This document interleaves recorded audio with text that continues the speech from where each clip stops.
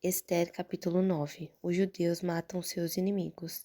Chegou o dia 13 do 12º mês, o mês de Adar, o dia em que deveria ser cumprida a ordem do rei. Era o dia em que os inimigos dos judeus esperavam dominá-los, mas o que aconteceu foi o contrário. Os judeus derrotaram seus inimigos. Em todas as cidades do reino onde havia judeus, eles se reuniram para atacar os que queriam matá-los. Ninguém podia resistir aos seus ataques, pois todos estavam com medo deles. Todos os oficiais das províncias, isto é, os chefes dos vários povos, os representantes do rei e os governadores das províncias, ajudaram os judeus, pois tinham medo de Mordecai. A fama dele se havia espalhado pelo reino inteiro, e todos sabiam que ele tinha muita autoridade no governo, e o poder de Mordecai ia aumentando cada vez mais. Portanto, os judeus fizeram com os seus inimigos o que queriam. Mataram todas com as suas espadas, não deixaram ninguém escapar. Em Suzã, capital, eles mataram 500 homens.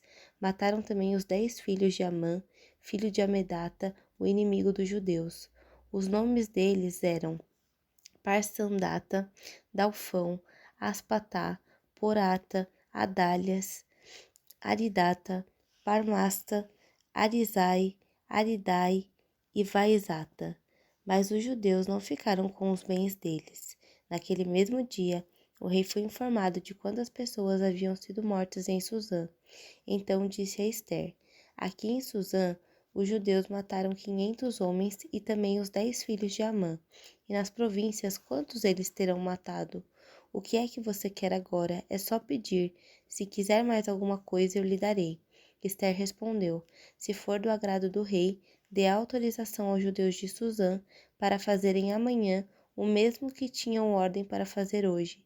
E peço também que os corpos dos 10 filhos de Amã sejam pendurados em forcas. O rei concordou e mandou ler a autorização em público em Suzã. E os corpos dos 10 filhos de Amã foram pendurados em forcas. No dia 14 do mês de Adar, os judeus de Suzã se reuniram e mataram mais 300 homens na cidade, mas não ficaram com os bens deles. No dia 13 do mês de Adar, os judeus das províncias se reuniram e se defenderam, mataram 75.000 inimigos e assim se livraram de todos os que os odiavam, mas não ficaram com os bens dos mortos.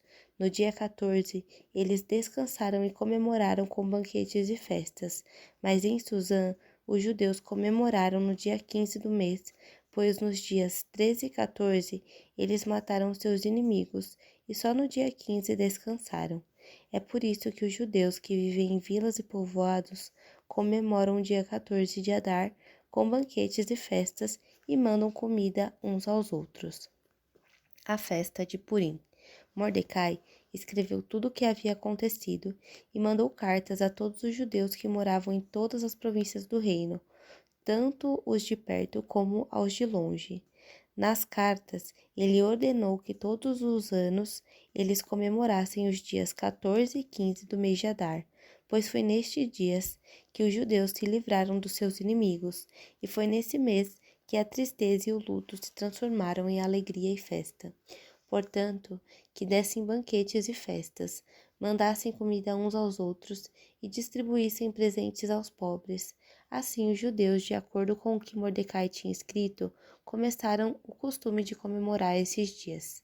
Amã, filho de Amedata, descendente de Agag e inimigo dos judeus, tinha planejado acabar com eles e tinha mandado tirar a sorte. Chamava-se isso de Purim, para resolver em que dia ia matá-los. Mas Ester foi falar com o rei, e ele ordenou por escrito que o mal que Amã havia planejado contra os judeus caísse sobre o próprio Amã.